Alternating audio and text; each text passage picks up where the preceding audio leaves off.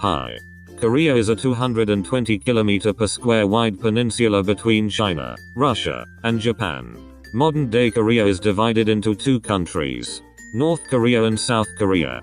North Korea, officially named the Democratic People's Republic of Korea, is communist, obsessed with nukes, likes shooting missiles into the ocean, and is experiencing a famine. South Korea, officially named the Republic of Korea, is slightly capitalist, has one of the best economies in the world, has a bunch of pretty boys, and likes Starbucks. To help you understand the rest of the video, let's do a quick speedrun through Korean history. Korea traces its origins back to the Three Kingdoms period of three Korean kingdoms fighting each other, and then being unified under Silla, then the Goryeo dynasty, then the Joseon dynasty, and lastly, under the Korean Empire, before falling into the hands of the Japanese Empire in 1910.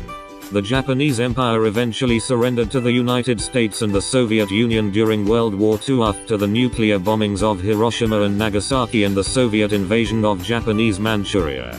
Japan was originally supposed to be divided between the Allies, but the United States took Japan for itself and Korea was divided instead. Korea was divided between the Soviet Union and the United States along the 38th parallel. In the north, the Soviets made Korea communist. In the south, the Americans made Korea anti-communist. The Soviets and Americans withdrew troops from Korea in 1948. But the communist North Korea attacked the unprepared South during the midnight of the 25th of June, 1950. The North Koreans pushed the South all the way to Busan where they stayed like that for almost a month. The United Nations made landings at Incheon and pushed the North Koreans to the border of China. China joined the war, pushing the UN forces back to almost exactly where they started. The two Koreas remain in that border until today. So back to the main question. Can Korea be reunified? This video will explore the 6 ways Korea could possibly be unified. Let's abruptly start with the war scenarios. The Korean War was already a destructive enough war with over 5 million deaths from 1950 to 1953. So what if the Koreas went to war once more? Let's start with the Northern Victory scenario. The only way North Korea is winning a war against South Korea is if it nukes the South a ton of times. But that would be extremely risky because the United States wouldn't be happy with it. But let's just say North Korea did it anyway and won the war. The United States would be very mad and definitely won't leave North Korea alone. But that might trigger China and Russia, which in turn could trigger Japan and NATO. But I don't have time to explain an entire World War III scenario, so let's move on. Let's look at the Southern Victory this time. This scenario is more likely because South Korea has more advanced weapons. But just like the first one, a capitalist victory could trigger a World War III scenario.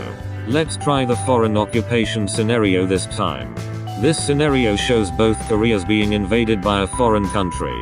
The most likely scenario is China or Japan because they are the closest in geographic and diplomatic relationships. But that's boring because Korea wouldn't exist by now. Let's try the more peaceful scenarios. The Union scenario. This is the most likely scenario because it doesn't offend either sides. Just like the European Union and ASEAN. The Union could promise both sides to not fight each other and allow easy travel between the two countries. Now the neutrality scenario. Neutrality is not the most likely, but definitely the safest scenario of all. Neutrality would mean Korea will not offend either sides of any country. Kind of like Switzerland and Bhutan. However, the average Koreans will still have to go through short military service.